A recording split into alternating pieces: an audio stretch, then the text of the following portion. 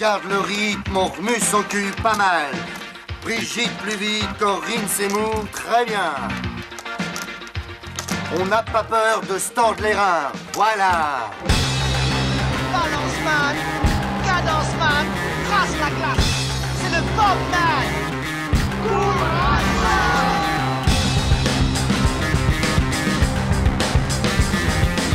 Et allez, bouge-toi le cul. Allez, va chercher, grouille-toi. Là! Mais ne courez pas comme des cons!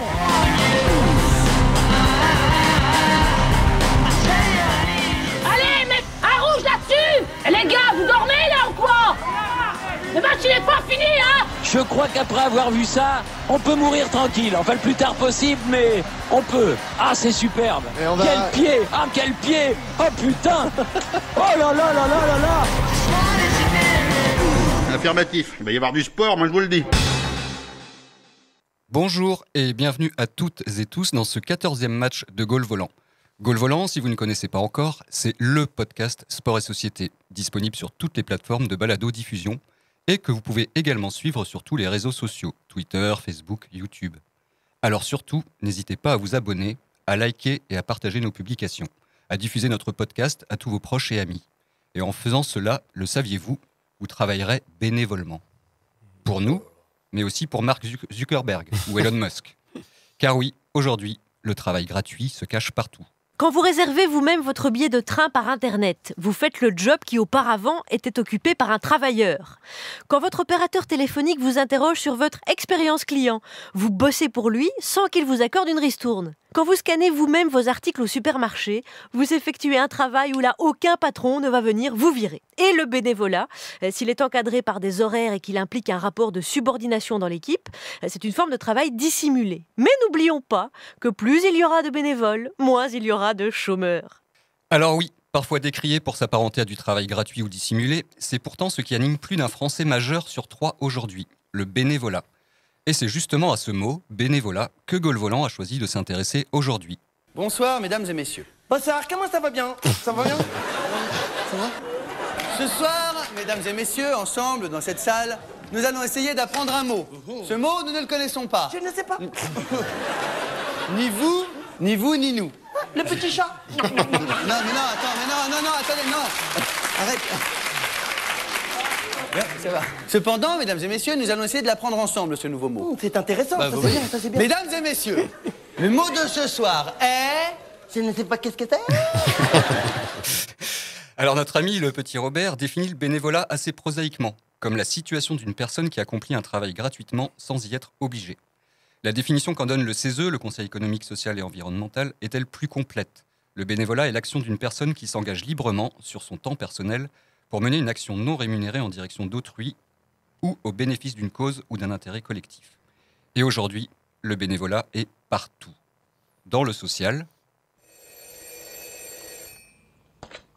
Allô, SOS Détresse Amitié, bonjour. Je vous écoute. Allô? SOS détresse? Allô? Allô? Je ne vous entends pas. Allô, SOS détresse? Je suis au bout du rouleau là. Hein. Qu'est-ce que je dois faire? Allô? Appuyez sur le bouton. Allô? Rappelez-moi d'une cabine qui fonctionne. Mais aussi dans l'humanitaire. Avez-vous signé la pétition pour la libération d'Abel Chemoul, prisonnier dans les geôles fascistes? Dans le soutien scolaire. Tu sais que le soir, en ce moment, je fais du soutien scolaire de maths. Oui, je sais, avec un petit 5e. Franchement, il est super bon. Là, il m'apprend les nombres relatifs. Je suis content, je progresse. Et même dans le service public de l'audiovisuel. On commence donc par cette nouvelle qui nous a complètement choqués dans la maison. Oui. Hier matin, Nagui était sur Europe 1 chez Jean-Marc Morandini et il s'est livré comme rarement. Vous êtes sur Inter en ce moment? Vous restez l'année prochaine? Oui, absolument. Ils vous gardent? Oui, ça y est. Oui, c'est un truc bête. Ils ont dit ça marche. Est-ce que vous avez envie de continuer? Je dis oui, je suis heureux. Comme c'est du bénévolat en même temps, on peut pas parler de salaire. C'est un défraiement à Inter. Donc on continue. Voilà. Du bénévolat? Alors, oui, que dire? Je sais pas. Que dire déjà? Merci Nagui de se consacrer comme ça à une activité humanitaire. Quel homme. Et puis surtout, et c'est ce qui va nous intéresser aujourd'hui, le bénévolat est très présent dans le domaine du sport. Le sport amateur, bien sûr, mais aussi professionnel. Selon le ministère des Sports et des Jeux Olympiques et Paralympiques, ce sont 3,5 millions de personnes qui œuvrent bénévolement chaque année dans une des 360 000 associations sportives en France. Et alors qu'on comptabilise dans le secteur associatif sportif près de 82 000 salariés, des études avancent que le volume de l'activité bénévole dans le sport équivaut lui à 274 000 équivalents temps plein. Ce sont donc près de 5% des Français qui sont bénévoles dans le sport, qui donnent de leur temps pour faire vivre les buvettes de clubs de village, pour permettre à une équipe de foot d'une cité de jouer contre la cité voisine, ou même pour rendre possible la tenue des Jeux Olympiques à Paris l'année prochaine. 5% d'hommes et de femmes qui également parfois s'épuisent et se découragent. Là, je n'en peux plus. Je suis en bout du rouleau. J'ai envie de rentrer, me foutre mes servantes et terminer mon soir. Alors, pour cette assemblée générale de Gaulle-Volant, j'ai convoqué tout le monde. On va maintenant voir qui a répondu présent. Qui c'est qui est là? Enfin, c'est le rendez-vous des glandules, là, ou quoi? Jolie brochette.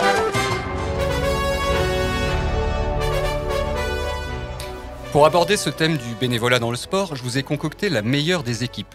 Enfin, pour être honnête, j'ai surtout fait avec ceux qui étaient d'accord pour bosser bénévolement un samedi ensoleillé estival. Quoi ? Attends, non, on va pas être exploité par les PTT, ça va, non mais... Ça m'aurait étonné que ce soit toi qui réagisse, Corentin. Bah justement, celui qui ne vient dans Gaulle-Volant que quand on parle d'argent. Salut Corentin. Alors, moi aujourd'hui, je vais vous parler de Stade Rennais, mais sans parler de foot. Ouais, Stade Rennais, mais sans parler de foot, donc je joue le jeu. Pardon, bien joué. Pas mal. Parce que le bénévolat, c'est presque toujours une histoire d'équipe, on accueillera à distance un duo d'homonymes, Maël et Maël Le, qui nous offriront une chronique à 2 voix. Le seul d'entre nous à ne pas bosser dans la fonction publique, donc qui ne sait pas ce que c'est que de travailler bénévolement, c'est Flo. Qui ne connaît pas les vacances non plus. Je m'y attendais. Salut Flo. Salut, ça va ? Ouais. De quoi tu vas nous parler ? T'as évoqué buvette tout à l'heure. Et moi, le rapport de mon père au bénévolat, c'était la buvette. Donc c'est ça que je vais parler. Entre autres, je vais parler de ça. Donc tu vas parler de ton père ? Un peu des deux. Quand il a compris qu'il ne pouvait pas intégrer dans sa déclaration d'impôt ses frais de déplacement en venant enregistrer bénévolement ici, il a juste choisi de rester chez lui. C'est Jérôme qui nous proposera du fond de son canapé son hors-jeu. Et lui, quand il a su qu'on ne serait pas encore payé pour ce Gaulle-Volant, a tout simplement décidé de ne rien préparer. Oui. Mais il nous fait quand même l'honneur de sa présence. Salut Benjamin. Salut. Je vais donc vous parler de rien. De rien. Voilà. Eh ben, je crois qu'on a atteint le quorum pour cette assemblée générale. On va donc pouvoir lancer les hostilités. Gaulle-Volant, l'émission de sport et société en balado-diffusion sur toutes vos plateformes préférées. Et on commence avec toi, Corentin, si tu veux bien. Ouais. Bah alors, bénévole dans un club sportif, c'est quand même une drôle d'idée. Parce que moi, le bénévolat, c'est franchement pas mon truc. Je suis plutôt du côté de ceux qui disent « tout travail mérite salaire ». Alors quand le sujet a été proposé, je me suis assuré que Jérôme ne serait pas là avant de m'engager sur l'émission. J'avais trop peur qu'il nous ressorte son fameux Ruffin à l'Assemblée nationale, vous savez, avec son maillot là. Oui, il lave le maillot, il plie le maillot, il range le maillot et la marmotte là. Ouais, très beau moment Jérôme. Il nous ressort en boucle, si bien que quand j'emmène mes enfants à leurs activités, je ne pense qu'à ces maillots et aux bénévoles qui gèrent tout. J'ai beau les voir toutes les semaines, impossible de comprendre comment ces personnes peuvent passer autant de temps à s'impliquer pour les autres, et gracieusement en plus, c'est peut-être ça qui me choque le plus. Il y a quand même de meilleures façons d'utiliser son argent. Guy Roux dirait, le temps, c'est de l'argent, si vous en avez trop, donnez-le-moi. Alors, je suis allé voir le prof de basket de Nénette, la star du jingle de Gaulle-Volant, pour en discuter. Alors, je m'appelle David Hainaut, je suis responsable technique et sportif dans l'association du Stade Rennais Basket. Oh, mince, le type, visiblement, c'est pas un simple entraîneur. Bon, c'est vrai que je le vois moins coacher les petites. Toi, ça fait combien de temps que tu es au Stade Rennais Basket ? Ça va être la 3e année de salariat et c'est ma 6e année en tant que licencié dans le club. Ah, t'es pas bénévole ? Non, pendant longtemps. Oh, la surprise. Dans le mille, un bénévole qui a quitté le navire. Il est peut-être de mon côté ? On va creuser le sujet.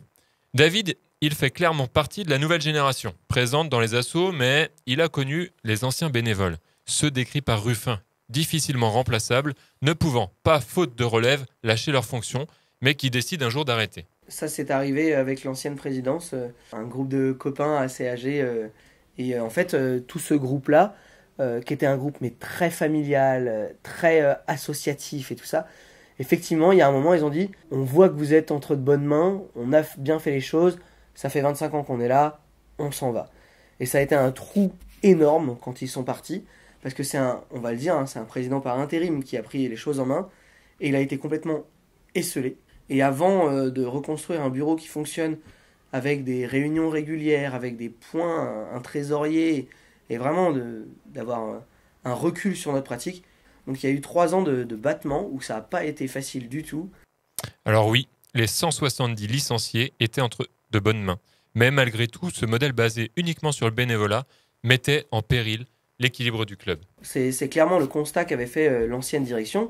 Pendant 10 ans, ils ont vu le taux de bénévoles diminuer. Et en fait, ils se sont rendus compte qu'ils n'arrivaient plus à couvrir les heures d'entraînement sur les jeunes, ni même à accompagner les jeunes sur les différents déplacements. Alors, quand un club n'assure plus ses missions, il faut quand même trouver des solutions.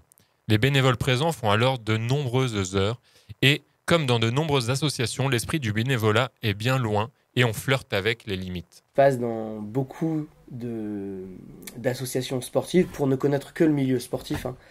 En fait, souvent on fait du défraiement.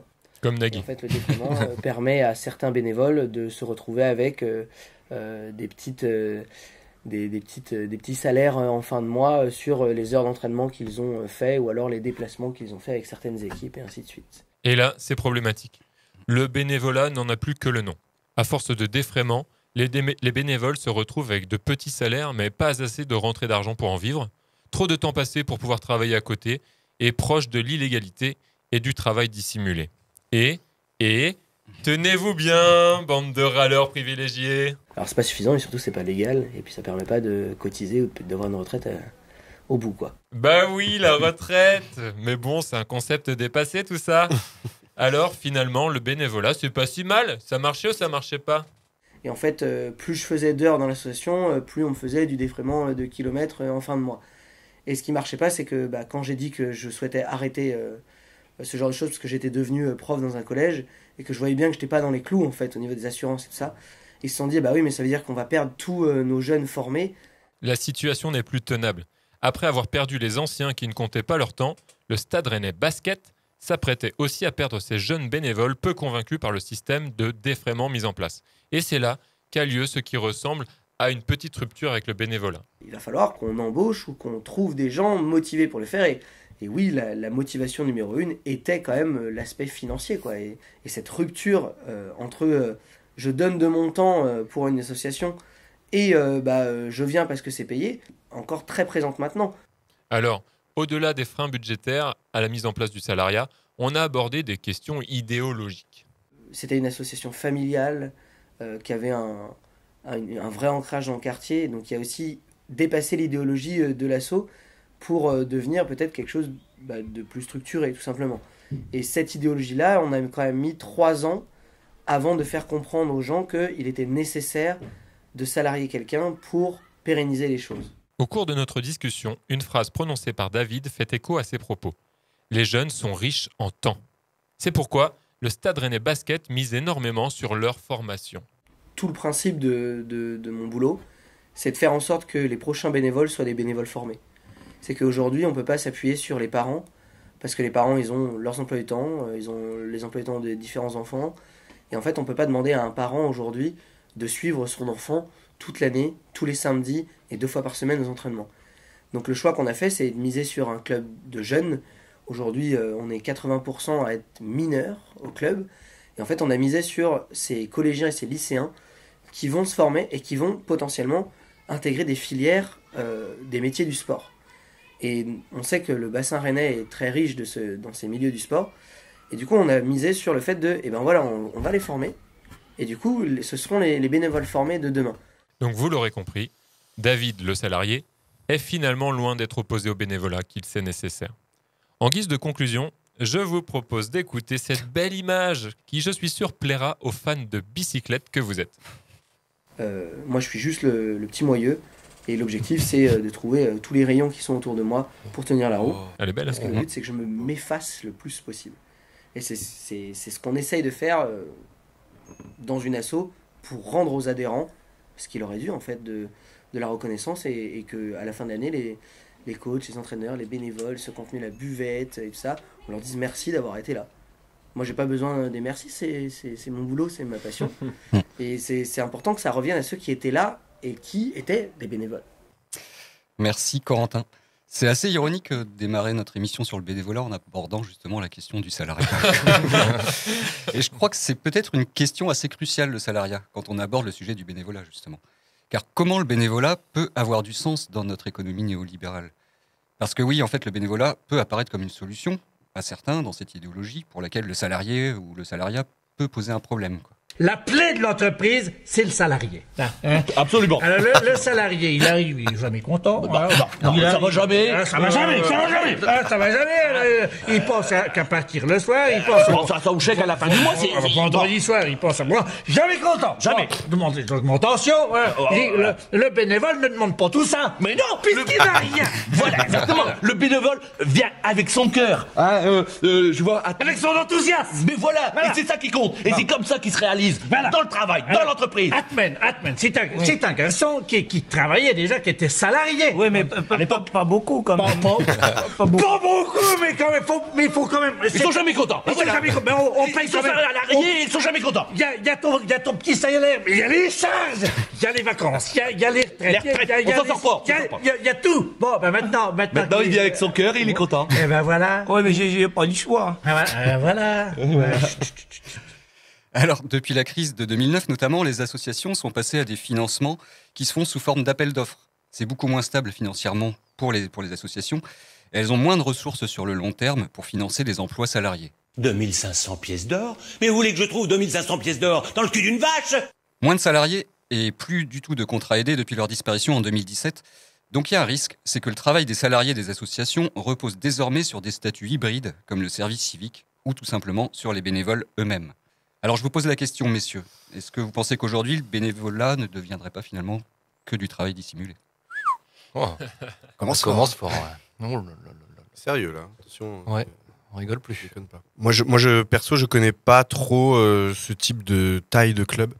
Donc je suis pas sûr que je suis la bonne personne pour parler de ça, dans le sens où j'ai toujours évolué dans des petits clubs où en fait le salariat, la question se pose même pas en fait. Le bénévolat va de soi. Ouais, voilà, ouais, c'est ça. Après, on avait de temps en temps des sortes d'animateurs communaux qui venaient combler des trous d'entraînement. Alors des fois des mecs qui connaissaient rien au basket, moi c'était le basket en particulier. Mais en tout cas, j'ai pas eu cette problématique, je la connais pas plus que ça. Benjamin.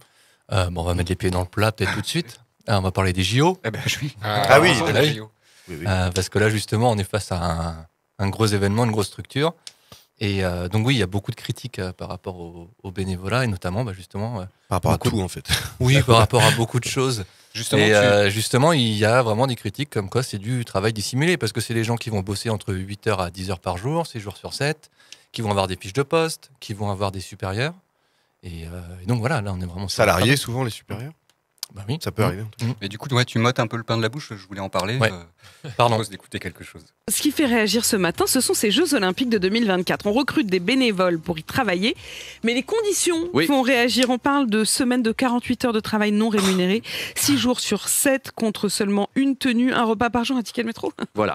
Geoffroy Roux de Bézieux, qui a réagi, qui nous a dit 48 heures de travail hebdomadaire, mais c'est un scandale. Et nous, on doit respecter les 35 heures. Ça me dégoûte. Et on a aussi Gabin, qui est en 2e année de fac, qui prend les choses lui avec un petit peu plus de recul et qui nous dit « Moi et mes potes étudiants, on va y aller. Comme ça, on sera sûr de manger au moins une fois par jour. » RMC, c'est RMC ça. C'est ça. Désolé. Le matin, c'est vraiment pas super RMC. Bon, plus sérieusement, cette campagne de recrutement, elle a été pointée du doigt, c'est ce que tu disais Benjamin, par plusieurs organisations et personnalités qui dénoncent vraiment une présomption de salariat total. Car en plus des journées et des semaines à rallonge, de l'absence de repas ou de logement, il y a aussi la présence de supérieurs hiérarchiques et de fiches de poste, c'est bien ce que tu disais, qui laissent penser qu'il s'agit plus de salariat que de bénévolat. Ouais. Donc ça pose quand même une vraie question. Comment un tel événement sportif hyper lucratif pour les organisateurs et pour les sponsors peut reposer sur autant de bénévoles? Parce qu'en plus, a priori, s'ils payaient au SMIC horaire l'ensemble des bénévoles, ça représenterait 1% du budget total. C'est rien. Alors je t'arrête, c'est pas lucratif du tout pour les organisateurs. Hein. N'importe quel organisateur de JO perd de l'argent en milliards. C'est plutôt bénéfique pour un seul truc, comme pour la FIFA avec toutes les histoires de Coupe du Monde de pognon là. c'est pour le comité olympique international. C'est que eux qui prennent les thunes, concrètement. Il n'y a que eux qui gagnent de l'argent là-dedans. C'est eux, j'entendais par organisateur. Ah oui, d'accord, ok, excuse-moi. Parce que Paris va en perdre. Oui. C'est le principe presque des JO. Mais moi, je trouve que j'en ai beaucoup entendu parler aussi. Et RMC, surtout l'après-midi, quand c'est le sport, ils en ont beaucoup parlé. J'écoute que l'après-midi RMC. Et en fait, c'était un peu dit dans ton intro et tout, c'est que en fait, personne n'a forcé ces gens à s'inscrire sur cette plateforme. J'avais même entendu des interviews de gens, parce qu'il n'y a pas grand monde qui a été pris sur le nombre de gens qui s'étaient inscrits, qui disaient « j'aurais tellement voulu, machin ». Donc en fait, je pense qu'ils sont... Leur défense, elle est toute faite, en fait. Le nombre de gens qui se sont inscrits pour le nombre de gens sélectionnés... 300 000, je crois. Ouais, c'est énorme. Pour peut-être 50 000 places, je sais plus. 45 000. 45 000. Donc je veux dire, c'est un succès, en fait. Je crois même que dans tous les JO, avec ce genre de système, c'est eux qui ont eu le plus de candidatures.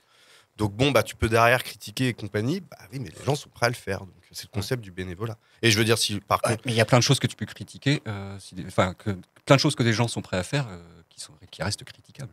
Oui, bien sûr. Mais ça s'entend quand même, c'est le bénévolat, quoi. Ouais. Après, moi j'ai vu à peu près les mêmes choses que vous. Et j'ai vu aussi des organisations comme Saccage 2024 là, qui proposent justement d'essayer de contrecarrer ça avec des choses que les bénévoles pourraient faire pour un peu contrecarrer ce truc. Donc ne pas aller faire sa mission, ne pas se rendre, faire grève en demandant d'être rémunéré, aller au prud'homme ensemble, faire grève de zèle, et puis y aller aussi. Une autre chose, c'est y aller pour exprimer justement leur point de vue et montrer le vrai visage de tout ça. Mais apparemment, au prud'homme, ils risquent de se faire débouter parce que finalement, ce qui reste vrai, c'est qu'ils peuvent partir librement. Oui. Ils peuvent arrêter leur mission quand ils veulent. Et donc, ça fait partie des choses du bénévolat. C'est on les force pas, quoi. Voilà, on les force pas, comme disait Je suis désolé, ce truc-là, j'en ai entendu parler. Moi, c'est mon avis. Je trouve que c'est nul, quoi. Mais nul. En plus, il y en a plein qui y vont avec la réforme des retraites et tout. Il y a eu tout un mouvement là-dessus. Mais n'importe quoi. Enfin, moi, je trouve que c'est n'importe quoi. Enfin bon, bref. Voilà. Tu t'as tout dit, puisque tu as dit qu'on ne les forçait pas. On va partir quand on veut. Mais de toute façon, d'un travail, on peut partir aussi quand on veut. Je veux dire, pourquoi... Enfin, la démarche, elle est complètement folle. C'est-à-dire que tu auras fait toutes les démarches pour t'inscrire en sachant que c'est bénévole. Et après, tu vas aller dire on n'est pas payé. Enfin, non, n'importe quoi. Mets ton énergie autre part dans un truc. Moi, je comprends quand tu t'inscris, tu t'attends peut-être pas à faire des semaines de 50 heures sans être payé pour l'hébergement, les déplacements. Un seul repas par jour. Ouais, je pense que ça, c'est des conditions. Alors, c'est peut-être cliquer là pour avoir toutes les conditions et que peut-être les 3/4 ne cliquent pas. Mais moi, je trouve que l'hébergement, effectivement. Surtout à Paris. C'est quelque chose quand même, ils auraient pu assurer au moins. Même le transport à Paris, ça coûte. Ouais, le transport aussi. Ouais. Bon. Ça, c'est vrai. Merci messieurs pour ces échanges. Je note que Corentin avait une petite lueur dans les yeux quand il réalise qu'on peut parfois remplacer les salaires et les charges patronales par du bénévolat et que ça passe crème. Je vous propose une petite pause musicale avant de poursuivre, parce que dans ce monde de brut, on est tous des marchandises. Voici Je suis à vendre de Thierry Larigot. Je suis à vendre.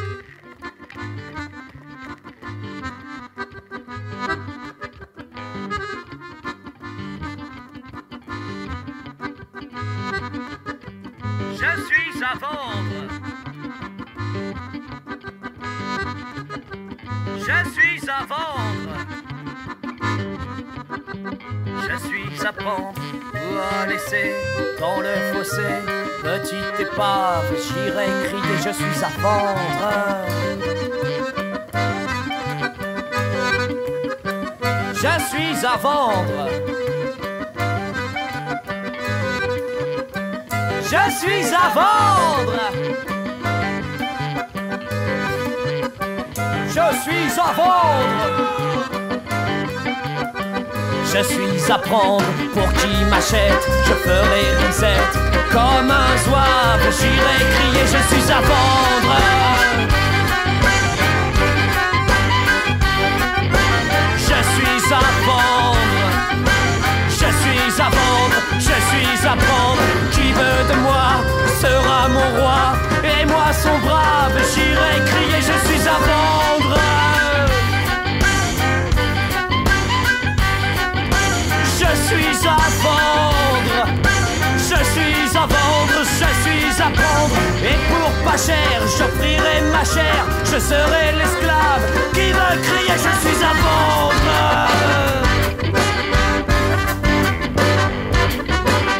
Achetez-moi, achetez-moi. Devenez mon seigneur, devenez ma terreur.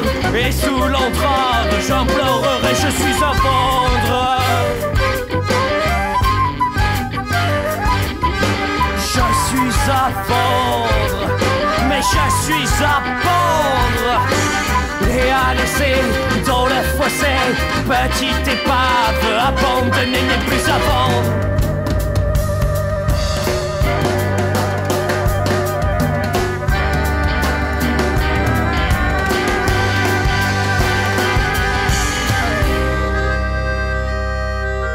Petite épave n'est plus à vendre.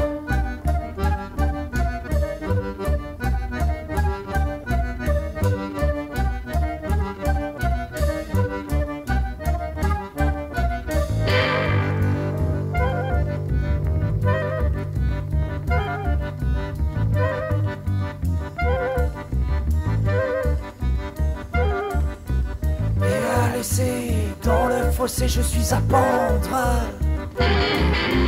Petite épave abandonnée n'est plus à vendre. Et à laisser dans le fossé, je suis à vendre.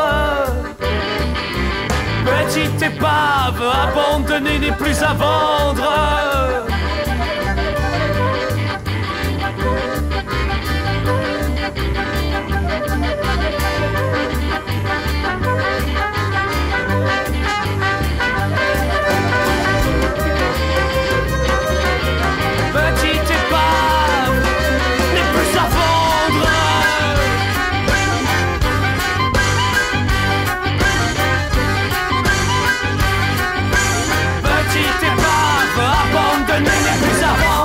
C'était Je suis à vendre par Thierry Larigot. Vous êtes toujours à l'écoute du match 14 de Gaulle Volant qui s'intéresse aujourd'hui au bénévolat. On s'est intéressé jusque-là plutôt au côté marchand du bénévolat, mais je sens que Flo, comme à son habitude, va nous parler de lui. Oui. Quand on m'a dit que ce match-ci de Gaulle Volant portait sur le bénévolat, j'ai tout de suite eu des souvenirs qui sont remontés. Il faut savoir que j'ai fait du basket en club, en gros, de mes 7-8 ans à mes 20 ans. Et je n'ai pas cessé de voir les parents de notre génération de joueurs être là sur le bord du terrain, que ce soit comme arbitre, comme chronométreur, comme faire la table, comme on disait, ou bien même comme coach, et même à tenir la buvette. Big up papa. C'était plus simple la buvette pour mon père, il est autant sportif que Depardieu à peu près. Et il connaît les règles du basket comme Depardieu.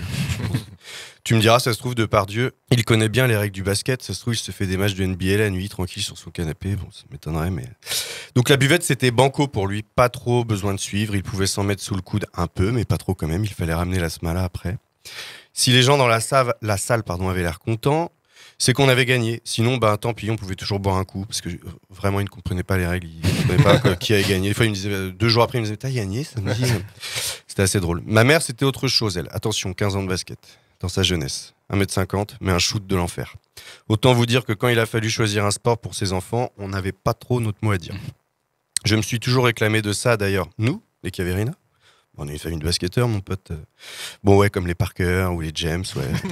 T'enlèves l'argent, les titres, la taille aussi, il faut bien le dire, mais quand même un titre de D5 mini Milly-Vilaine 2001. Ça claque quand même un peu, c'est pas vrai du tout. Je m'égare encore, pardon. Sans nos parents, sans les parents des autres, sans nous-mêmes aussi, qui restions littéralement toute la journée à la salle pour faire la table, arbitrer les petits, coacher aussi parfois. Sans tous ces gens-là, le club où j'étais, et même tous les petits clubs de tous les sports partout en France, ne pourraient pas exister. Et c'est un peu une mise en abîme, messieurs, aujourd'hui, car nous qui sommes en train de vous parler dans cette émission, nous sommes aussi bénévoles. Et en plus, on fait du sport. Ah non, mince, il y a Mathieu, ça fonctionne pas, désolé.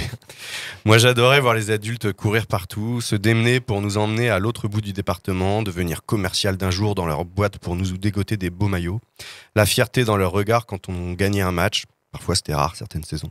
Les barbecues en fin de saison avec tout le club qui était là, ou alors encore ceux avec seulement le noyau dur. Quelqu'un parlait de club un peu familial tout à l'heure. Donc nous, on avait les Battel, les Roblo, les Caverina, nous. Le bénévolat, c'est ça aussi, découvrir des gens, être tolérant, patient, sortir du système capitaliste pour penser communauté et but commun. Ce but est souvent de faire plaisir aux enfants et qu'ils s'épanouissent dans une activité. Les miens grandissent et je me dis qu'au fond, je n'attends que ça, de griller des merguez et de servir des bières et de voir dans leurs yeux le bonheur de jouer avec leurs potes. Merci Flo. Très touchante. On peut faire ça en étant payé, je pense. Il y en a qui le font en étant payés. Mais je trouve que c'est beau quand c'est bénévole. Vraiment, je trouve que c'est une belle valeur, le bénévolat. Ouais, tout à fait. Ta chronique, elle montre bien comme le bénévolat, c'est avant tout un système social qui permet des rencontres, des découvertes, des expériences. Ça crée du lien social. Puis ça permet surtout à des petits clubs aussi de continuer à exister. À la buvette, au stand de galettes saucisses, aussi sur le terrain, il y a des bénévoles qui coachent aussi des équipes. Et c'est justement le thème du conseil culturel que je vous propose maintenant. Le conseil culturel de Gaulle Volant. Le conseil culturel.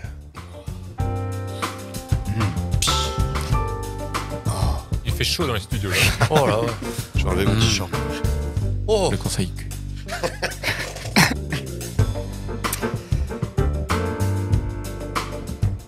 Je voulais évoquer dans ce conseil Q l'un des plus touchants entraîneurs bénévoles que le cinéma nous ait donné à voir. Celui qui est magnifiquement interprété par Peter Mullan dans le très très bon film de Ken Loach, My Name is Joe, sorti en 1998.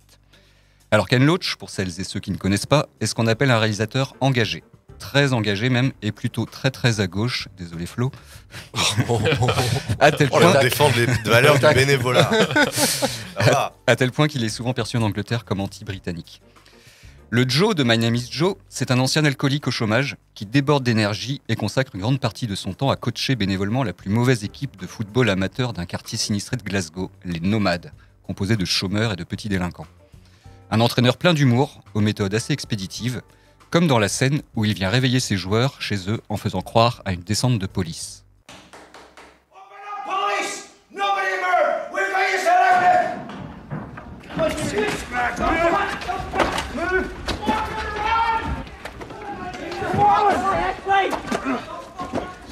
Hey, how come I never see you run like this on a pitch? Joe!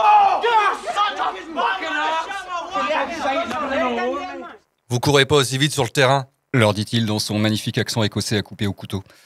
Alors l'équipe de foot que coach Joe porte le maillot de la RFA de 1974, un maillot bien vintage avec les noms des principaux joueurs, Netzer, Müller ou encore Beckenbauer. Ils portent des maillots allemands parce que les Écossais n'aiment pas les Anglais et l'Allemagne est le rival historique de l'Angleterre, explique Ken Loach. Joe est comme un père pour ses joueurs paumés. Il leur offre tout son temps, autant sur le terrain que dans leur quotidien.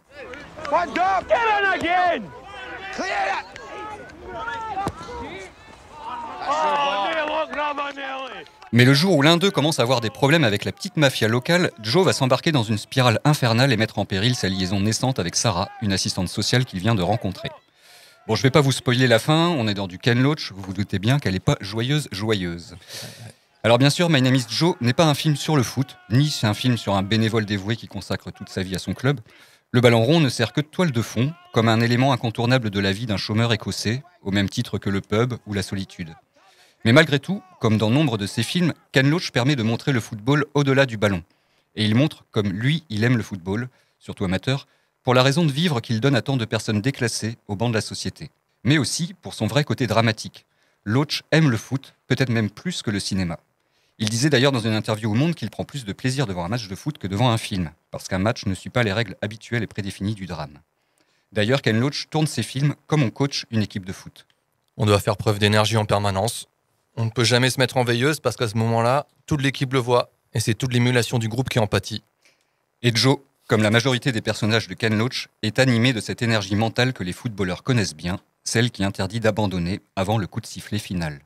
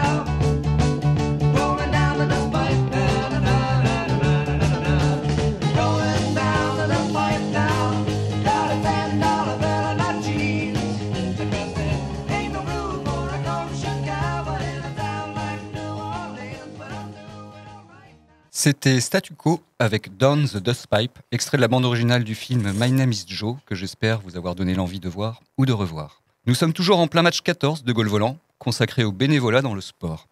Jusque-là, on a essayé de comprendre un peu du point de vue macroéconomique ce que pouvait représenter le bénévolat. Mais à l'heure de la mi-temps, on va essayer de creuser un peu plus sur le côté individuel de l'engagement bénévole.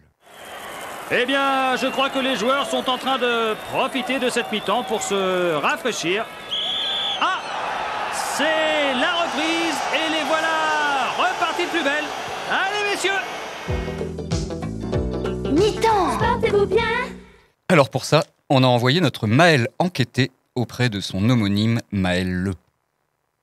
Bonjour à toutes et à tous. Alors aujourd'hui, nous parlons du bénévolat dans le sport.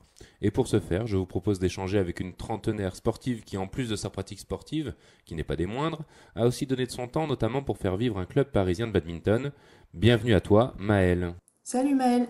Pas pratique, me direz-vous, un Maël qui interviewe une Maëlle. Pour simplifier les choses et ne pas se mélanger dans les Maëls, je parlerai moi, le mec qui pose des questions, avec une voix grave, et Maëlle, la bénévole sportive, avec une voix moins grave. Première question.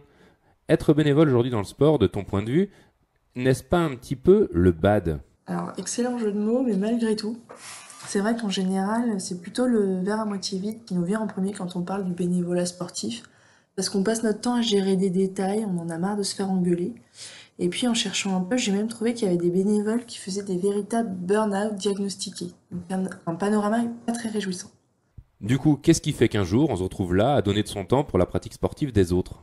Eh ben, j'ai posé un peu la question autour de moi, et à supposer que mon échantillon de 3 personnes soit représentatif des 3,5 millions de bénévoles sportifs en France, voici différents éléments de réponse. Donc je vous préviens tout de suite, on va aller décrescendo dans la respectabilité des motifs avancés.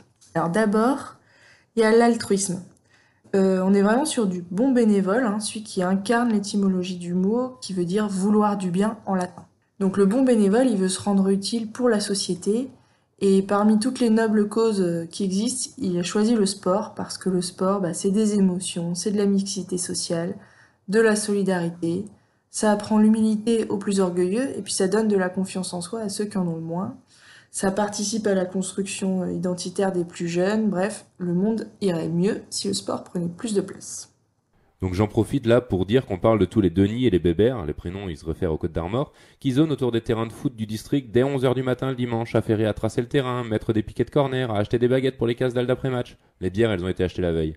J'ajouterai que certains clubs sont de réels chantiers d'insertion permettant à certains d'avoir un objectif hebdomadaire et une utilité. Revenons-en à toi Maëlle, ensuite. Alors deuxième motif possible, il y a la passion.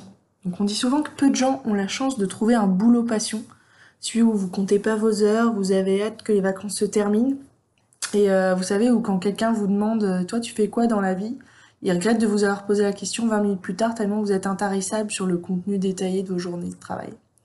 Bon si vous vous identifiez pas du tout à cette situation, j'ai quand même une bonne nouvelle pour vous, parce qu'il vous reste le bénévolat passion. Et pour beaucoup de gens, quand on parle de passion, c'est le sport qui arrive tout en haut de la pile. Bon, rassure-moi, parfois aussi on peut y trouver son propre compte. Ouais, donc troisième motif, c'est la survie de la structure associative dont on dépend soi-même tout simplement pour continuer à faire son sport. Donc la passion, c'est une motivation nécessaire pour s'investir, mais pas suffisante. Moi, je me verrais pas m'investir pour un sport que j'aime pas, certes, mais pas non plus pour un sport que j'aime uniquement depuis mon canapé, ou encore moins pour le club concurrent du mien, même si c'est dans mon sport passion. Alors après, je descends d'un petit cran encore, on trouve le motif « c'est un pote qui m'a traîné là ». Vous savez, ce pote-là qui vous dit un jour « ça te dit pas de venir à une réunion du CA, tu verras, ça engage à rien ». Donc vous y êtes allé pour voir, vous avez peut-être ressenti un peu de pitié, vous avez dit « moi je veux bien tenir le stand de croque-monsieur au tournoi de fin d'année ». Puis vous avez accepté le poste de responsable de la sous-section animation du pôle vie du club. Et moi je connais quelqu'un comme ça qui, de fil en aiguille, s'est retrouvé président de Fédé, je dirais pas laquelle. Donc votre pote, lui, évidemment, a déménagé, a 3 enfants et a quitté le club depuis bien longtemps. Le fameux traquenard. Je pense que d'autres bénévoles se reconnaissent là-dedans, que ce soit dans les associations de parents d'élèves, les associations solidaires et aidantes, le militantisme, et j'en passe. Tout à fait.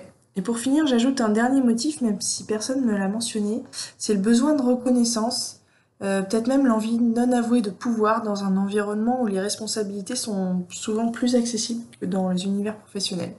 Donc là, on n'est plus du tout sur le bon bénévole du début, mais peut-être que comme moi, vous en avez croisé, et après tout, ils font partie du paysage du bénévolat sportif avec lequel il faut composer aussi. Bon, tu as parlé d'altruisme, de passion. Ce sont plutôt des traits que certains pourraient qualifier de féminins. J'imagine que les femmes sont donc très présentes dans ce domaine. Pas du tout. Les femmes sont très largement minoritaires dans le bénévolat sportif, alors que la situation elle est quasiment paritaire dans l'ensemble du bénévolat. Donc pourquoi cet écart ? Déjà, les femmes elles représentent que 38% des licenciés sportifs. Donc c'est pas qu'elles sont plus feignantes, parce qu'en fait elles sont aussi nombreuses à déclarer faire une activité physique régulière, mais par contre c'est plus souvent une pratique qui est individuelle, qui est pas encadrée, qui est pas licenciée, et qui est moins souvent compétitive. Donc tout ça, ça rejaillit sur le bénévolat. Ensuite, sur la tranche d'âge des 25-39 ans, donc l'âge d'or des sportifs, comme on sait tous, le bénévolat est plus souvent un luxe masculin, les femmes étant déjà bien occupées à gérer vie familiale et carrière. Et puis enfin, faut savoir que dans le sport, comme au boulot, comme en politique, la parité s'arrête quand on commence à parler des postes à responsabilité, qui restent massivement occupés par des hommes. Donc il n'y a que 24% des présidents de clubs de sport qui sont des présidentes, et sur des sports souvent très genrés en plus. Et par contre, pour info, ce qui est marrant, c'est qu'elle représente 48% des postes de secrétaire de ces mêmes associations. En fait, quand on monte un peu dans les instances décisionnaires de son sport, on se rend compte que la parité devient de plus en plus un sujet, et on peut même se retrouver propulsé sur des postes pour le simple fait d'être une femme, et je vous prie de croire que tout le monde ne prend pas la peine de vous cacher cet argument. Ah oui, le fameux quota de femmes pour présenter bien. Mais bon, pas au plus haut poste, faut pas déconner, on n'est pas chez nous toutes 35 non plus. Bon, tu as parlé de verre à moitié vide, mais moi qui ai fait des études de maths, il me semble qu'il reste une moitié, non ? Oui, quand même, il est temps de parler du verre à moitié plein. Donc le voilà. En fait, quelle que soit la raison pour laquelle on a mis un pied dans cette galère, c'est quand même vachement sympa de se serrer les coudes après entre galériens. En fait, c'est comme au boulot, mais en mieux. On se partage par exemple nos perles, et puis on a le droit de manger des chips et de boire des bières pendant les réunions. Et en plus, on apprend plein de trucs parce que contrairement au boulot, on a tous des profils super différents. Donc on s'arrêtera les uns après les autres quand le découragement aura pris le dessus, sans doute après 1 an, 2 ans, 3 ans, à prévenir que cette fois c'est la dernière, remplacés par des potes qu'on aura réussi à traîner en réunion de CA nous aussi. Bon, pour conclure, je me suis demandé est-ce que le sport pourrait exister sans bénévolat ? Et je me suis dit qu'en fait, oui, si la fameuse crise du bénévolat dont on parle tant depuis le Covid se poursuit, peut-être que pour faire du sport, il ne nous restera plus à nous sportifs que la muscu dans notre salon ou les clubs de gym privés, ce qui nous réduira à un état soit d'anonyme, soit de consommateur. Alors si cette perspective vous attriste, il y a des solutions. Si vous êtes adhérent d'un club, déjà bichonnez vos bénévoles, prenez le temps de les remercier, dépannez-les de temps en temps, prenez votre tour. Si vous êtes investi vous-même, fixez-vous des limites. Rappelez-vous aussi que personne n'est censé donner d'ordre à un bénévole. Et puis, si vous vivez avec une femme, demandez-vous si c'est pas son tour, à la rentrée prochaine, d'avoir une activité extra, qu'elle soit sportive ou associative, ou les deux, mais en tout cas, rien qu'à elle. Merci pour ce témoignage de bénévole sportive, ou plutôt de sportive bénévole. Au plaisir Maël, à vous les studios. Merci Maël et Maël. Je sais pas ce que vous en pensez les gars, ça fait quand même du bien d'avoir un point de vue féminin et féministe pour une fois dans Gaulle Volant. Ça, c'est sûr. C'est rare. Mais c'est bien. Il en faut plus. Il en faut plus. On lance un appel. En direct, aujourd'hui, le 17 juin 2023, nous lançons un appel, une bouteille à la mer. J'arrête. Et pourquoi ? C'est quoi ton appel ? Faut plus de femmes, faudrait que des femmes viennent chroniquer ou présenter Gaulle Volant. Voilà. En même temps, vous faites peur. Oui, c'est pas faux. Un peu coco aussi. Mais justement, Maël et Maël abordaient un point que je trouve assez essentiel à la fin de leur intervention. Mais est-ce que le sport peut se passer du bénévolat ? Maël, elle nous disait que les sports plus individualistes se développent, et cela dans de plus en plus de structures privées. Donc à première vue, on pourrait se dire que le sport peut se passer de bénévolat, le relais étant pris par le privé au détriment de l'associatif. Moi, je pense pas. Je vois pas comment ça peut... Il y a la quantité de... Alors là, où tu parles de sport individuel, mais la quantité de petits clubs, enfin, il y en a partout. Et je vois pas comment ça serait possible que, même si ce sont les sociétés privées, en fait, non, c'est pas... Dans notre système... Ça fait vivre en fait, tous les petites villes, les villages et tout ça. Enfin, ça... Dans notre système français, c'est impossible. Ouais, c'est un pour moi. Et puis surtout dans le contexte, je pense aussi économique actuel, c'est que face aux aides, à la baisse des aides des collectivités, les clubs et les associations, ils peuvent pas du tout se passer de bénévoles. Il y a eu quand même un âge d'or aussi des subventions et il y avait tout autant de bénévoles. Alors, moi, je suis pas du tout d'accord avec vous. Notamment dans mon reportage, on voit bien que finalement, on n'a pas le choix que de s'en passer du bénévolat. Parce que, par exemple, chez les anciens, le taux d'engagement des 65 ans, il cesse de diminuer. Il passait de 37% à 26% en 10 ans, selon France Bénévolat. Et en fait, on se rend compte qu'il y a plein de difficultés. Il n'y a plus de président, il n'y a plus de trésorier, il n'y a plus de secrétaire. Parce que c'était tout le temps les anciens qui avaient ces profils-là. Et donc, en fait, les licenciés sont de plus en plus des consommateurs de l'associatif. Ils s'investissent de moins en moins ou alors ponctuellement. Et moi, ce que je prône, c'est que le sport, c'est d'intérêt public et qu'en fait, ça doit être financé par les pouvoirs publics et les collectivités. Et donc, l'intérêt, il est multiple. La création d'emplois. Tout à l'heure, Mathieu, tu parlais des équivalents temps plein. Moi, j'avais un autre nombre, mais c'était 116 000 équivalents temps plein. Mais bon, bref, on n'est pas à la louche. 100 000, 200 000. La stabilité des structures. On voit que pour toutes les associations, tout le monde galère à trouver des volontaires. Et que du coup, l'insécurité d'avoir des gens qui peuvent tenir les assos, c'est insupportable. Et donc, tout le monde s'épuise. Et puis, tout le monde... en fait, on ne peut pas tout simplement passer autant de temps à gérer tout ça. On a le droit de te couper ou pas? Non, absolument pas. Parce que je précise que Coco répond par un texte à un débat. Je le précise pour les gens. Donc là, en fait, on est en chronique, ok. Il est trop vénère. J'ai listé, c'est un débat ou c'est pas un débat? des arguments. Ça m'énerve. Et en fait, on fait reposer l'équilibre que sur la bonne volonté et l'engagement des bénévoles. Oui. Et puis même au niveau de l'encadrement sportif, en fait, moi je trouve ça plus intéressant d'avoir des professionnels qui sont qualifiés, comme le disait David Hainaut tout à l'heure, l'entraîneur du Stade Rennais Basket. Et puis on va l'avouer aussi, il propose des activités réfléchies. Et puis quand on voit les anciens, par exemple avec les outils informatiques, là ouais, on se dit qu'il faudrait peut-être avouer que les petits vieux, ils ont du mal avec le personal computer. Je crois que Benjamin voulait T'as écrit, Benjamin, t'as écrit? Oui, alors je voulais évoquer dans ce conseil Q.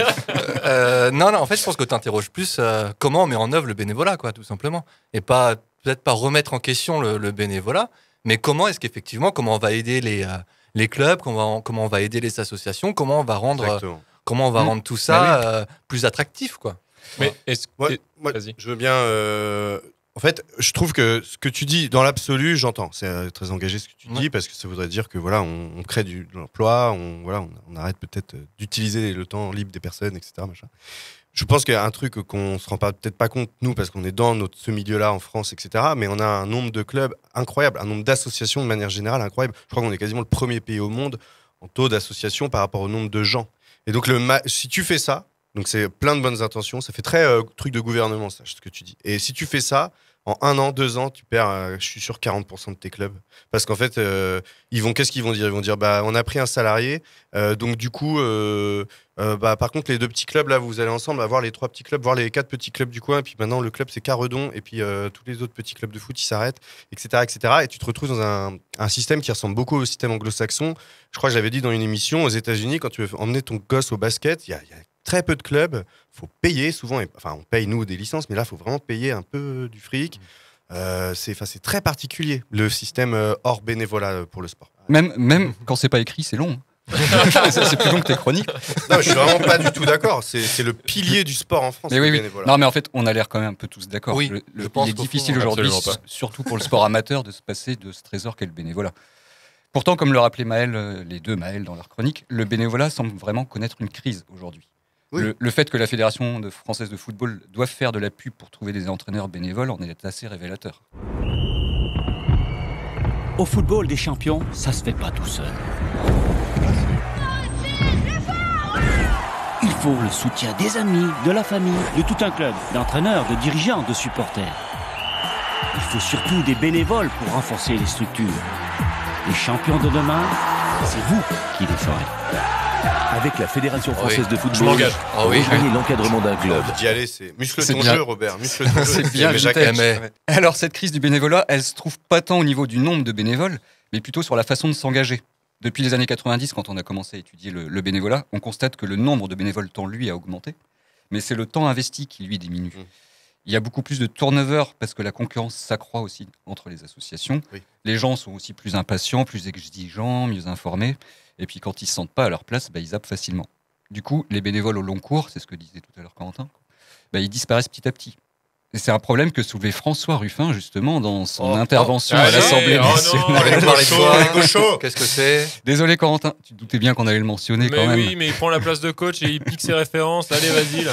Alors, je vous propose d'écouter le miracle des maillots pliés. Sérieux? Ah, purée. Que je vous explique.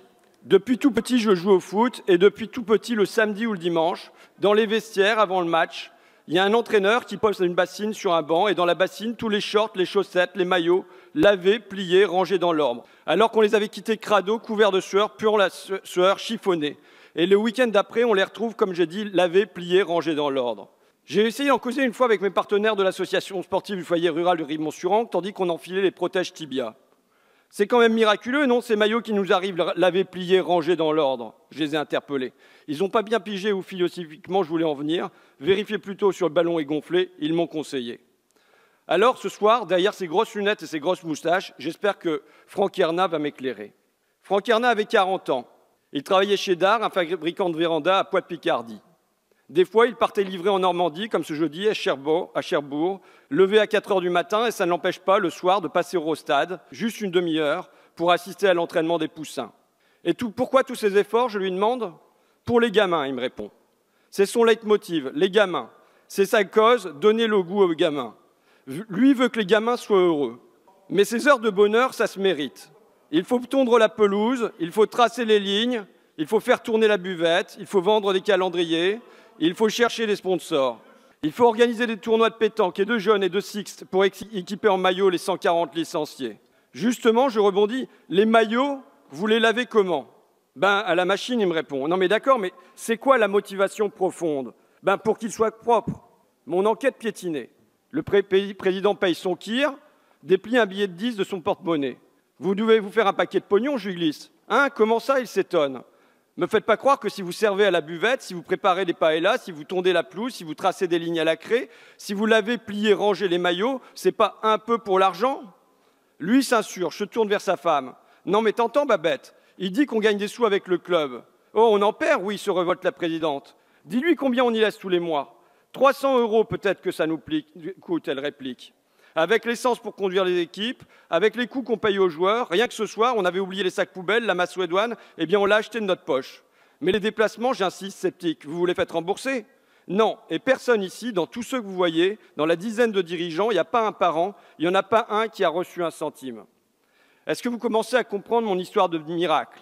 Dans cette société où tout se marchande, où les services se vendent et s'achètent, ils sont là, une dizaine à Aucourt, mais autant à Rimont, autant à Amiens-Nord, à Agen, à Fécamp, à Bruay et à Aulnay, qui se promènent Franck, Mohamed ou Florence, dans le foot, dans le hand, dans la gymnastique, dans le judo, dans le twirling bâton, des dizaines de billets à travers le pays, à servir à la buvette, à préparer les paellas, à laver, plier, ranger les maillots. Et tous ces efforts pour pas un rond. Pourquoi d'ailleurs? Pour des raisons assez floues, pas calculables. Pour les gamins, pour être ensemble aussi. Pour tenir à bout de bras des petits clubs et que le village ou le quartier existe à travers lui. Une résistance à l'argent roi, plus massive, plus quotidienne, plus souterraine que les manifs avec banderole. Tout le monde est remplaçable, dit-on. Je ne le crois pas. Il y a bien des écoles d'ingénieurs, de coiffeurs, de magistrats, d'enseignants, de plombiers, de journalistes. Mais il n'y a pas d'école pour le don de soi, pas d'école pour la générosité. C'est qu'il n'existe pas à l'infini, vous savez, les Franck, les Mohamed et Florence, qui donnent leur temps sans compter, ce temps qui pour eux n'est pas de l'argent. Ils sont précieux, alors aidons-les, offrons-leur un coup de pouce, qu'à nos enfants, ils continuent à leur donner l'envie d'avoir envie et qu'on allume leur vie. Oh, quel homme! Johnny. Ouais, c'est sûr. Alors, ce que soulève Ruffin quand même dans son intervention, c'est un vrai problème. Et face à ce constat, on peut se demander aujourd'hui comment on pourrait faire pour préserver ce véritable trésor que représente le bénévolat. Comment on pourrait mieux valoriser par des mesures concrètes l'action des bénévoles? Vous avez des idées, vous? Là, ça revient un peu à ce que tu disais, Coco, tout à l'heure, en fait. Ah, vous êtes d'accord avec moi, en fait? Non, mais dans le fond, on est d'accord que oui, c'est une très bonne question, parce que comment on va faire pour où ça continue, pour que ça perdure, parce que oui, c'est quelque chose d'hyper important, et on l'a dit, c'est comme ça aussi qu'il y a plein de clubs qui fonctionnent. Donc, on est d'accord dans le fond. Moi, j'aime bien l'équilibre qu'a trouvé le Stade Rennais Basket que je suis allé voir. C'est-à-dire que tu n'as pas besoin de 10 000 salariés, mais là, tu en as un, il arrive, il structure le truc. Il dynamise l'assaut, il Ouais. redynamise l'assaut. Et puis, surtout, je sais pas si je l'ai assez dit où j'ai pris les bons passages, mais ils forment des jeunes. Le truc, c'est de former des jeunes à des places bien concrètes, bien définies, qui ont envie de le faire. Ils ont l'appétence pour ça. Ils ont envie de s'occuper des autres et ils ont du temps. Et puis, ils vont gagner en expérience, en compétences. Alors là, je vais vous dire un truc un peu libéral, mais ils pourront transférer ces compétences après sur le marché du travail, ce genre de choses. Bah oui. Ouais, je trouve qu'il y a beaucoup de clubs où on parlait des anciens qui partent et tout. Oui, il y a un phénomène, ça c'est sûr.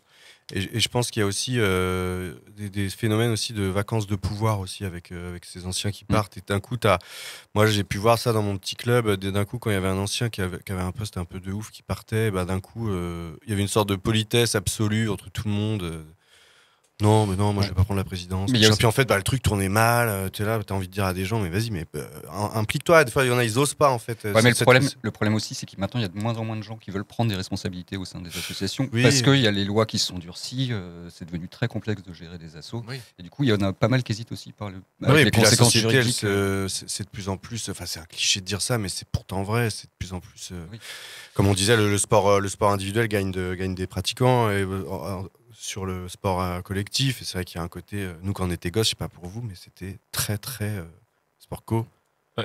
Mathieu, ce que tu viens de dire, c'est hyper important. En fait, moi je pense qu'il faut vraiment un statut juridique du bénévole. Mais ça n'existe pas déjà. Non. Il y a juste un dispositif qui est assez méconnu qui s'appelle les congés de représentation. C'est juste ça. Il n'y a pas de statut de bénévole. Tu as juste droit à 9 congés par an. Il n'y a pas de statut de bénévole, t'es sûr de ça? Et justement, Corentin, ça me fait penser à ça. Dans un très bon livre que je vous conseille qui s'appelle Libérer le sport, il y a Nicolas Bonnet qui est responsable de la commission sport du Parti communiste français. Et Adrien Pécou qui est journaliste au service sport du Monde, qui avance des pistes, et notamment celle d'un vrai statut de bénévole associatif qui permettent une reconnaissance formelle au sein de la société en donnant du temps et des moyens pour exercer le bénévolat. Un salarié engagé dans ce type d'activité, il disposerait peut-être d'un volant d'heures prélevé sur son temps de travail pour exercer son bénévolat, un peu au même titre qu'un mandat syndical. Mes amis, regardez ce ciel rouge. Il est la couleur de votre sang, la couleur de votre cœur qui bat pour les autres, autant que pour vous. Vous êtes généreux et je suis fier d'être votre directeur. Mais certains profitent de votre dévouement. Ils vous traitent comme des esclaves. Que dis-je? Pire encore, puisque les esclaves étaient logiquement logés par leur maître.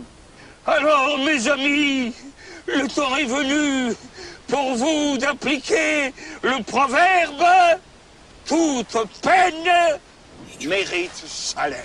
Pour cela, je fonde le syndicat des bénévoles.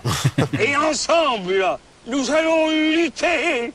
Oui, mes amis, lutter pour vos droits et nous vaincrons. Voilà, sans être dans la caricature, cette idée de décharge non syndicale mais bénévole est plutôt intéressante. Et puis ça irait à l'encontre de la logique actuelle qui marchandise le temps libre. Oui, carrément, on va dire à l'État qu'il faut encore mettre des thunes dans un truc comme ça. Mais c'est ce qu'on dit, il faut une vraie politique. Oui, des crédits d'heures, c'est pareil, David que j'ai interrogé, il parlait de la cotisation pour la retraite. Enfin, ça, t'imagines comment tu mets en valeur le bénévolat en faisant ça et puis la retraite, c'est un vrai sujet en ce moment. Donc voilà, ou même il y a plein d'autres pistes, la reconnaissance vraiment et la mise en valeur de ce que font les gens. La VAE, par exemple, reconnaître, validation des acquis d'expérience, reconnaître que ton expérience en tant que bénévole puisse te servir après dans le Ça, c'est pas possible à l'heure actuelle. 0, 0, 0, 0. Vraiment rien du tout. Ok. C'est vrai que c'est dommage. C'est vrai que c'est un peu con. Ouais. T'as des mecs qui se sont donnés, ou des femmes.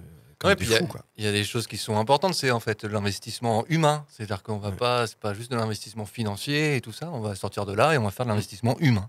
Il proposait aussi, Nicolas Bonnet et Adrien Pécou, là, une sorte de création d'un corps de professionnels chargés d'aider les clubs à effectuer toutes les tâches administratives pour justement extirper les bénévoles de l'admin un peu, quoi. Les tâches chronophages qui n'est pas intéressant, en fait. Ouais, c'est sûr. Il y a des pistes. Il y en a. Il n'y a plus qu'à. Il n'y a plus qu'à. Au boulot, les gars. Allez. Bon, merci pour ces échanges constructifs. On a oublié de, vite fait, excuse-moi Mathieu, je te coupe, on a oublié aussi de dire que on en parlait tout à l'heure, dans les sports pro, dans les clubs pro, il y a des bénévoles, quoi, sur les temps de match, même des fois dans les petites équipes de jeunes et tout, même au Stade Rennais et compagnie. Ça, on a oublié de le dire aussi, les clubs pro tournent aussi grâce, en partie, sur des trucs un peu à la marge, mais grâce à des bénévoles aussi, quoi. C'est quand même important de le dire. Ça permet une reconnaissance aussi aux jeunes du club. Ouais. Voilà, tu vois, par exemple, le Stade Rennais, pendant le match, ce que je disais, il y a des mecs qui viennent tirer les bâches, qui viennent machin, puis ça rigole pas. Hein, pendant 3-4 heures, c'est physique et tout, quoi. Eh ben merci. Je vous propose maintenant de retrouver Jérôme du fond de son canapé avec son hors-jeu. Hors-jeu, le but est lâché. Non mais comment il peut siffler hors-jeu? Alors aujourd'hui, petit pas de côté une nouvelle fois, un petit pas chassé pour parler du tennis féminin. Bon alors moi, comme chaque année, j'ai beaucoup regardé Roland-Garros. Cette année, j'ai même pu bénéficier avec mon employeur d'un congé biberon Roland-Garros, qui m'a permis de bien suivre le tournoi. J'étais beaucoup donc devant France Télévisions, voire j'étais vraiment trop devant France Télévisions. Mais je n'avais pas Amazon Prime, qui diffusait chaque soir un match en night session, moyennant un abonnement évidemment. Et bien sûr, Amazon, en lien avec les organisateurs du tournoi, récupérait le soir un match présenté comme une tête d'affiche. Alors sur ces 10 têtes d'affiche, combien étaient des matchs de tennis féminin ? Un seul, le match donc entre Sloane Stephens et Aryna Sabalenka, le dimanche 4 juin pour le 8e de finale du tournoi féminin. Parmi les personnalités à regretter cela, notamment Jessica Pegula, numéro 2 mondial. Par contre, sur le plateau de France Télévisions, Patrick Mouratoglou, entraîneur notamment du Danois Holger Rune et consultant pour France Télévisions, trouvait ça parfaitement normal. Alors, son argument principal est qu'il n'y a pas vraiment de star, selon lui, dans le tennis féminin actuellement. Alors pour lui, on devient une star, et après, on nous expose en prime time. C'est pas le fait d'être exposé qui nous fait devenir une star. Donc pour lui, Iga Swiatek, Coco Gauff, Ons Jabeur ou Caroline Garcia ne sont pas des stars. Alors, est-ce qu'il croit à ce qu'il dit, ou alors il veut juste préserver le statut de dernière superstar du tennis de Serena Williams, joueuse qu'il a longtemps entraînée? Au moment où il déclarait ça sur le plateau, Marie Pierce, consultante aussi pour France Télévisions, partage son point de vue. Après, en tant qu'ancienne championne, notamment lauréate de Roland-Garros 2000, elle défend peut-être le tennis féminin de sa génération. Seule Justine Henin essaya alors de contester la théorie foireuse de Mouratoglou. À la tête de Roland-Garros, on trouve Amélie Mauresmo, ancienne championne. C'est elle qui s'est retrouvée devant les médias à défendre la programmation. Pareil, Mauresmo défend peut-être son époque de pratique du tennis comme étant la meilleure. Il y a peu, elle déclarait dans le journal L'Équipe qu'elle avait connu l'âge d'or du tennis féminin, car il y avait plein de championnes à ce moment-là, capables de gagner le tournoi. Cette année, Swiatek était présentée comme la grande favorite du tournoi. Et elle a gagné. Mais on a l'impression que chez les hommes, quand le résultat est prévisible, c'est le signe qu'il y a des superstars, et chez les femmes, c'est que le niveau n'est pas assez élevé. En tout cas, moi j'ai largement préféré cette année le tournoi féminin, grâce à la sympathie d'Ons Jabeur, à l'attitude conquérante d'Haddad Maia, au niveau de jeu impressionnant de la gagnante Iga Swiatek, aux conférences de presse et aux revers de Coco Gauff, aux parpaings envoyés par Sabalenka, à la résistance de la finaliste Mouchova. Et je préfère ne plus écouter l'avis de Patrick Mouratoglou sur le tennis féminin. Et je te comprends tout à fait, Jérôme. Alors oui, vous l'aurez compris, Jérôme a eu tout le temps de s'adonner à ce qui relève du Graal pour tout tennisman qui se respecte, celui de pouvoir suivre les matchs de Roland-Garros en intégralité. Chose qu'il n'avait pas dû avoir l'occasion de faire depuis la fac, je pense. Merci donc le congé paternité. Et surtout... Ah, c'était un congé paternité. Surtout, toute l'équipe de Gaulle Volant souhaite la bienvenue dans ce monde hostile mais magique à la petite Anita. Oui. Oh là, ça va pas lui plaire, ça.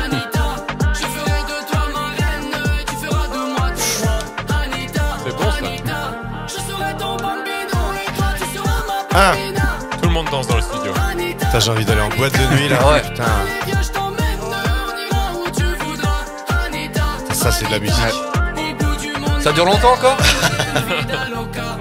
Jusqu'à ce qu'Anita pleure. Ainsi s'achève le match 14 de Gaulle Volant. Comme tous les autres matchs, vous pouvez le retrouver sur toutes les meilleures plateformes de podcast et sur les réseaux sociaux en tapant tout simplement Gaulle Volant. Surtout, continuez de travailler bénévolement pour nous en le partageant tout autour de vous.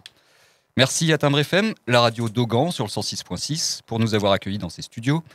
Merci à Quentin, un de ses nombreux bénévoles de Timbre FM, qui a assuré avec brio la technique aujourd'hui. Salut. Salut. Salut. Garde le rythme, on remue son cul pas mal. Brigitte plus vite, Corinne c'est mou, très bien. On n'a pas peur de se tordre les reins. Voilà. Balance man, cadence man, trace la classe. C'est le Bob man.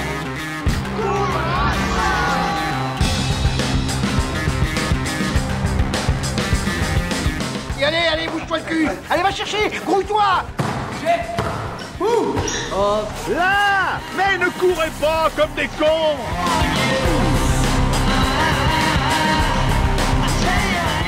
Allez, mets un rouge là-dessus! Et les gars, vous dormez là ou quoi? Le match il est pas fini, hein? Je crois qu'après avoir vu ça, on peut mourir tranquille. Enfin, le plus tard possible, mais on peut. Ah, c'est superbe. Quel pied! Ah, quel pied! Oh putain! Oh là là là là là là! Affirmatif. Il va y avoir du sport, moi je vous le dis.